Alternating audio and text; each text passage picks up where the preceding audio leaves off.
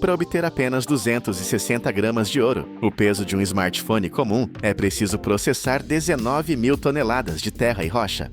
Como um metal precioso é extraído de uma quantidade tão insignificante de minério? E qual é o seu verdadeiro preço? Esta é a história de um brilho que nasce na escuridão, uma jornada da rocha antiga até a barra de ouro puro trancada em cofres impenetráveis. Uma viagem que começa nas profundezas da terra e termina no deslumbrante mundo da riqueza e do status. Existe um cartão dourado e brilhante que já esteve associado ao nome de Donald Trump. Corriam rumores de que valia até 5 milhões de dólares, e alguns diziam que apenas segurá-lo poderia garantir a cidadania americana. Seja um símbolo ou algo real, uma coisa é clara: o ouro nunca foi apenas um metal. É poder que se pode segurar, ambição que se pode vestir. O ouro aparece em toda parte no mundo do luxo, desde supercarros chamativos até bifes cobertos com flocos de ouro comestíveis, que podem custar milhares de dólares por porção. Mais de 4 mil toneladas de ouro são extraídas todos os anos ao redor do mundo. Mas por trás desse brilho há uma jornada longa e intensa. Há mais de 6 mil anos, durante a Era Neolítica, o ouro já era usado para fazer joias, objetos sagrados e utensílios domésticos especiais para governantes e elites. O que diferencia o ouro não é apenas o seu brilho, mas a sua capacidade de durar no tempo. Ele não enferruja, não desbota e não se desgasta. Num mundo em constante mudança, o ouro é uma das poucas coisas que nunca precisa provar o seu valor novamente. É por isso que se tornou um símbolo duradouro de poder, riqueza e confiança. Ele não espera na superfície, revela-se apenas àqueles que são pacientes o suficiente para procurar por baixo dela. Em 1848, uma pequena descoberta na Califórnia mudou o curso da história americana. Um punhado de flocos de ouro brilhantes encontrados num riacho desencadeou a mais famosa corrida do ouro do século XIX. Dezenas de milhares de pessoas correram para o oeste, abandonando cidades e fazendas com uma única esperança: enriquecer com o ouro. Mas antes que o ouro se torne um símbolo de status, ele precisa ser encontrado. E essa busca nos leva a dois mundos completamente diferentes. Vamos para Uganda, uma terra frequentemente descrita como vivendo sobre o ouro. Mas aqui, o ouro não brilha em vitrines. Ele se esconde sob poeira vermelha, suor e infâncias interrompidas.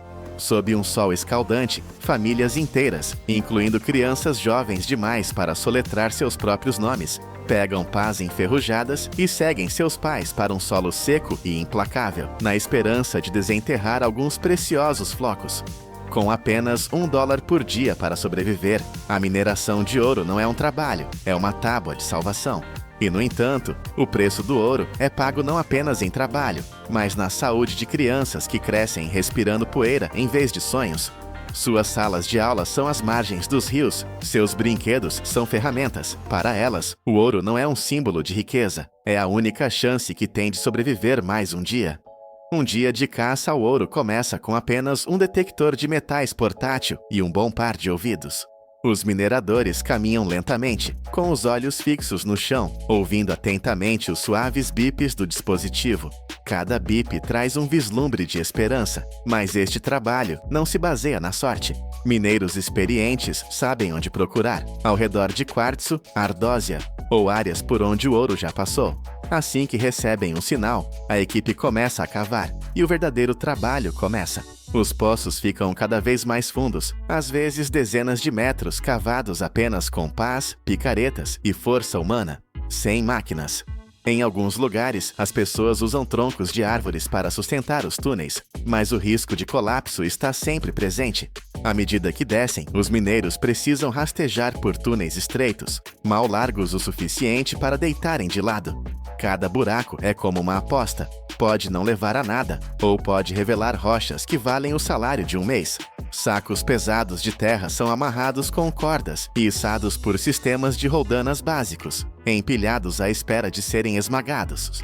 Então, o que resta é movido para uma zona diferente, para um passo muito mais delicado e perigoso: a adição de mercúrio. Embora o mercúrio seja notoriamente tóxico, ele continua sendo o único produto químico acessível aqui, que pode dissolver o ouro e libertá-lo das impurezas restantes. Os trabalhadores amassam essa mistura com mercúrio por 20 a 30 minutos, até formar um amálgama cinzento, semelhante a uma massa, uma mistura de ouro e mercúrio fundidos pela pressão e pelo desespero. Esta massa é então aquecida, fazendo com que o mercúrio evapore e desapareça no ar, deixando para trás o ouro bruto. O processo é simples, primitivo e devastador. Este método primitivo e mortal é o completo oposto de como o ouro é extraído do outro lado do mundo. Em total contraste com a mineração manual na África, os Estados Unidos adotaram maquinário moderno e tecnologia avançada para extrair ouro em uma escala massiva. Esta abordagem não só aumenta a eficiência, mas também ajuda a reduzir o impacto ambiental. Agora, vamos a uma mina de ouro em Nevada, onde você verá em primeira mão como a jornada para o metal precioso pode ser diferente quando a inovação lidera o caminho. O primeiro passo na mineração de ouro moderna é perfurar buracos profundos no solo, geralmente entre 10 e 20 metros. Uma imponente plataforma de perfuração como esta, montada em um caminhão de serviço pesado e repleta de linhas hidráulicas, crava tubos de aço na rocha sólida com incrível precisão e força. Esses buracos são então preenchidos com explosivos, cuidadosamente preparados para explodir camadas de rocha sólida. Técnicos colocam detonadores em cada buraco e um único local pode ter de 50 a 100 deles, cada um conectado e cronometrado com precisão. Quando chega a hora, os explosivos são acionados todos de uma vez. Explosões poderosas abalam a área, enviando densas nuvens de fumaça para o ar. A força é tão intensa que rasga seções inteiras da montanha, quebrando rochas maciças em milhares de fragmentos menores, tornando muito mais fácil coletar e separar o ouro. No estágio seguinte, uma vez que as enormes formações rochosas são estilhaçadas em milhares de fragmentos menores, escavadeiras de serviço pesado entram em ação. Com cada colherada, elas recolhem pedaços de minério contendo ouro e os carregam em um longo sistema de correias transportadoras que corre ao longo da borda do local de mineração. Este sistema é projetado para operar continuamente, transportando o minério de forma suave e eficiente da área de detonação para o armazenamento temporário. Na planta de processamento, o minério viaja por correias transportadoras totalmente automatizadas, permitindo um movimento rápido e contínuo através da instalação. Embora cada tonelada de rocha contenha apenas 0,05% de ouro, apenas 1 grama escondido entre milhares, este pequeno vestígio está longe de ser inalcançável. Com a ajuda de tecnologia de refino de ponta, a planta consegue isolar e extrair essa partícula de ouro com notável precisão e eficiência. O minério de ouro é alimentado em um moinho de bolas massivo. A máquina gigante, repleta de dezenas de milhares de esferas de aço, cada uma pesando de alguns quilos a mais de 27 quilos, somando centenas de toneladas de aço sólido. À medida que o moinho gira, as esferas caem e colidem com o minério, esmagando-o com uma força tremenda. Pouco a pouco, as rochas são pulverizadas até se transformarem em um pó fino. Este processo de moagem funciona continuamente por 20 a 30 minutos, quebrando o minério até que ele seja quase um pó. Nesse ponto, a extração do ouro se torna muito mais fácil e eficiente. Em seguida, a água é adicionada ao minério triturado, transformando-o em uma pasta espessa, semelhante a um lodo. Essa consistência facilita a separação do ouro dos materiais indesejados. Quando a pasta de minério é despejada em grandes tanques ao ar livre, o processo de extração de ouro começa com um passo simples, mas eficaz: a separação física. Em seguida, agentes químicos como o cianeto são adicionados para dissolver qualquer ouro remanescente, ajudando a separá-lo das substâncias indesejadas, ainda misturadas com o minério. A solução líquida é então bombeada para uma célula eletrolítica, onde um fluxo constante de corrente contínua passa através da solução portadora de ouro.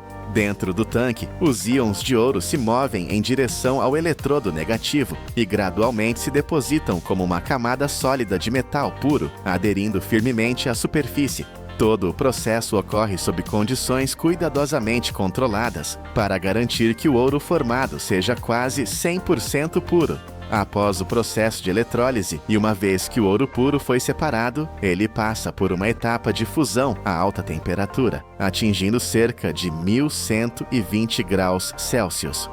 O objetivo deste passo é eliminar completamente quaisquer impurezas restantes, enquanto transforma o ouro em estado líquido, facilitando o vazamento em moldes. A fusão também ajuda a tornar o ouro mais macio e uniforme, criando as condições ideais para moldá-lo em barras. Este processo não só dá ao ouro sua forma de barra padrão, mas também preserva sua pureza uma vez que esfria. As barras de ouro tomam forma, lentamente, após serem despejadas em moldes e deixadas para esfriar gradualmente ao ar livre.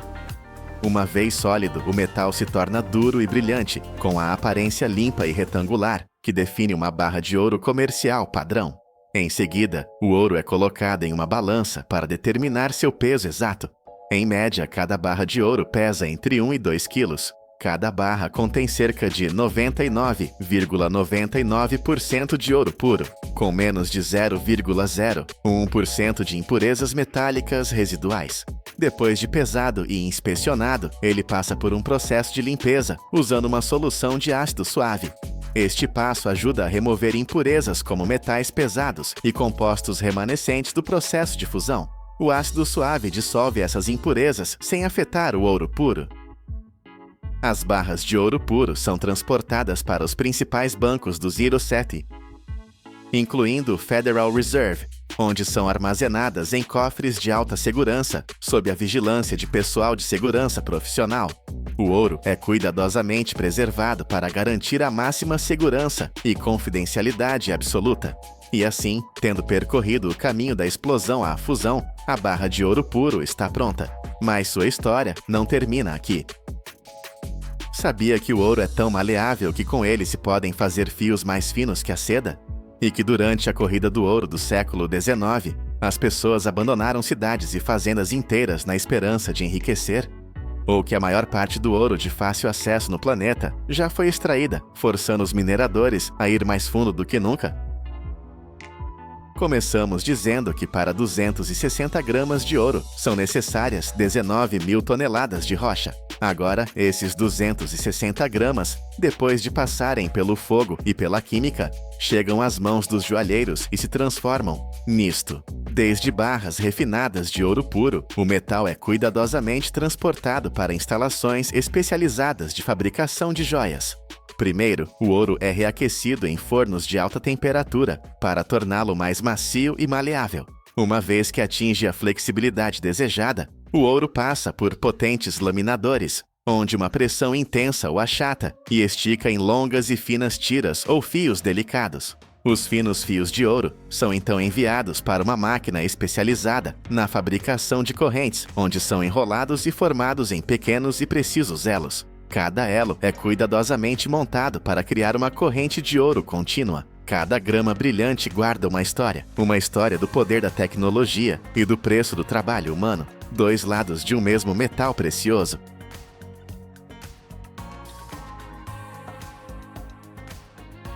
$50 milhões. Este é o preço que pode custar um único cabo. Não o guindaste, não o navio, nem a plataforma de perfuração, apenas o cabo. Mas esta não é uma corda qualquer. É parte de um sistema ultra complexo, do qual dependem vidas humanas, centenas de toneladas de carga e projetos multimilionários. Como o metal comum é transformado numa fibra capaz de suportar projetos de milhares de milhões. Hoje, vamos mostrar-lhe como estes gigantes são criados com metal, precisão e tensão. Vamos entrar nos bastidores da produção de cabos de altíssima resistência, utilizados em guindastes marítimos para levantar módulos em plataformas petrolíferas, na mineração, na instalação de turbinas eólicas em alto mar e na construção de pontes e arranha-céus. Tudo começa não com uma forma, mas com uma ideia, uma receita para a força. O material principal com que são fabricados os cabos super resistentes é o aço carbono de alta liga, mas não um aço qualquer, e sim um modificado e melhorado com ligas. Na sua composição, adicionam-se crômio, níquel e, por vezes, molibdênio. Tudo depende da finalidade do cabo. Imagine uma armadura líquida sendo preparada para uma batalha contra os elementos. O crômio, por exemplo, aumenta a resistência à corrosão, uma defesa vital contra a umidade implacável do mar. O níquel, por sua vez, adiciona resistência e plasticidade, permitindo que o cabo suporte cargas extremas sem se tornar quebradiço. Estes aditivos transformam o metal numa verdadeira armadura de engenharia, capaz de suportar não só tensão, mas também mudanças de temperatura, a salinidade do oceano e até o envelhecimento mecânico. É um super-aço concebido desde o seu nascimento molecular para um serviço longo e brutal. Mas para que este aço esteja pronto para ser tecido, primeiro tem de ser preparado sob a forma de arames, num processo que exige tanto força bruta como uma precisão quase cirúrgica.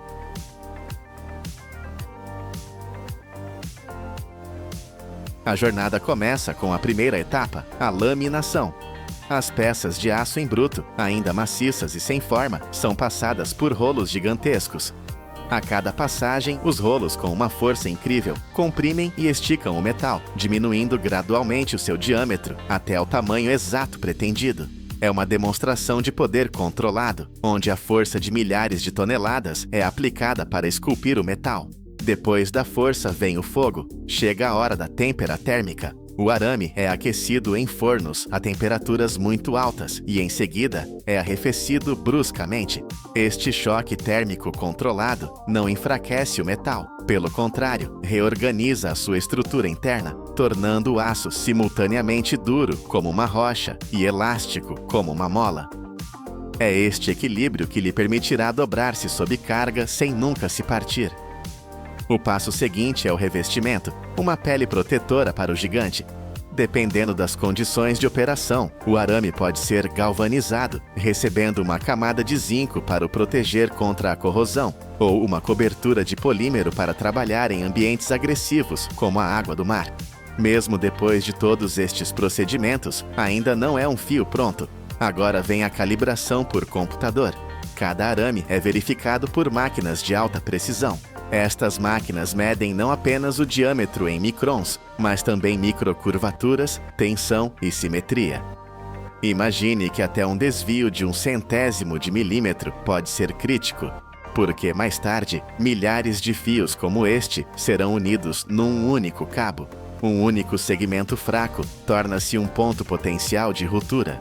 E se o cabo se romper sob carga, isso não significa apenas uma avaria, mas prejuízos milionários, a paralisação de um projeto ou mesmo uma ameaça à vida das pessoas.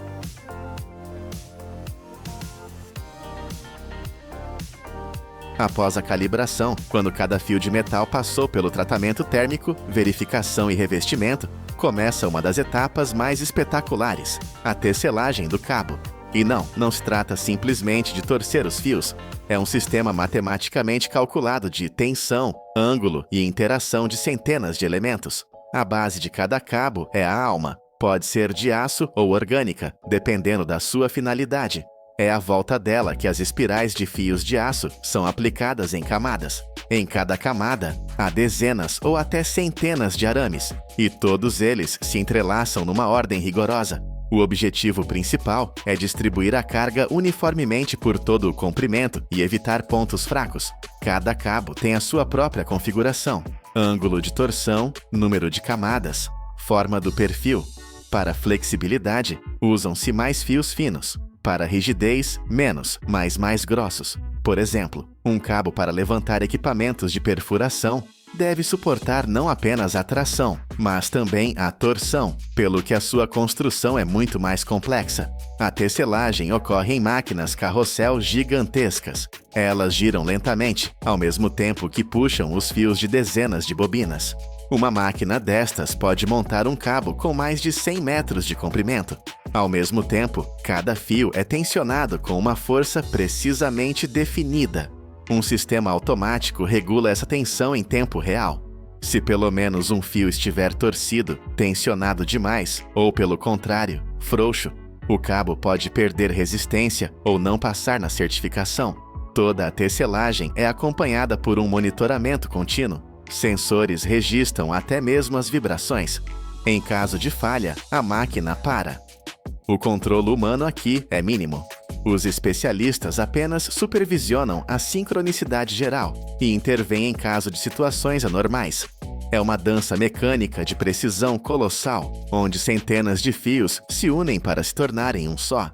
É interessante que alguns cabos têm uma estrutura combinada, uma camada externa com isolamento polimérico ou revestimento à prova de fogo e, por dentro, filamentos metálicos com diferentes propriedades. Tais cabos são usados em guindastes de incêndio, equipamentos militares ou até em plataformas espaciais. Quando a tecelagem está concluída, o cabo ainda não é considerado pronto para o trabalho. Pela frente, uma das etapas mais cruciais: testes e certificação. Aqui se descobre o principal. Ele suportará aquilo para o qual foi criado ou não. O primeiro tipo de verificação é o teste de ruptura. O cabo é fixado entre duas garras hidráulicas gigantes e em seguida começam a puxá-lo lentamente com uma força incrível. Não se trata de toneladas, mas de centenas de toneladas de carga que aumentam gradualmente. O objetivo é determinar o limite máximo de resistência. Idealmente, o cabo deve suportar uma força 3 ou 5 vezes maior do que a que terá de carregar em condições reais. Mas apenas suportar a carga não é suficiente. É necessário também um teste de fadiga. O cabo é tensionado e afrouxado repetidamente, imitando os ciclos de trabalho reais, por exemplo, num guindaste de construção ou numa plataforma de perfuração. Ao longo de centenas desses ciclos, estuda-se se aparecerão microfissuras, deformações ou mudanças na estrutura. Separadamente, são realizados testes de torção. O cabo é fixado e submetido à rotação. Isso é importante para modelos que trabalham em suspensões ou onde o vetor de força muda constantemente. Se o cabo se desenrolar, se desgastar ou quebrar por dentro, é um defeito. Outra etapa criticamente importante são os testes ambientais. O cabo é imerso em água salgada, arrefecido a menos 40 graus Celsius ou, pelo contrário, aquecido a 100 graus. Alguns passam por testes de resistência à radiação ultravioleta, a produtos químicos ou até mesmo ao fogo, porque no caso de guindastes marítimos ou minas, as condições de operação são extremas. E depois de tudo, apenas alguns cabos recebem certificados de nível internacional, por exemplo, o Lloyd's Register ou o DNVGL. Estes documentos atestam que o cabo pode ser usado na construção naval, em torres de petróleo ou na indústria de defesa. Cada cabo possui um número de série individual vinculado aos protocolos de teste. Em alguns casos, até indicam a linhagem, ou seja, de qual siderúrgica específica veio o aço de cada fio. Quando o cabo passa em todos os testes, ele é enrolado em bobinas enormes, de 20, 50 ou até 100 metros, e transportado em plataformas especiais. Uma bobina dessas pesa várias toneladas. No local, o cabo é montado com precisão milimétrica, com o auxílio de guindastes hidráulicos, sistemas de alinhamento e especialistas que monitoram cada passo. Somente após a verificação final, o cabo é colocado em operação e começa a trabalhar onde não se pode errar.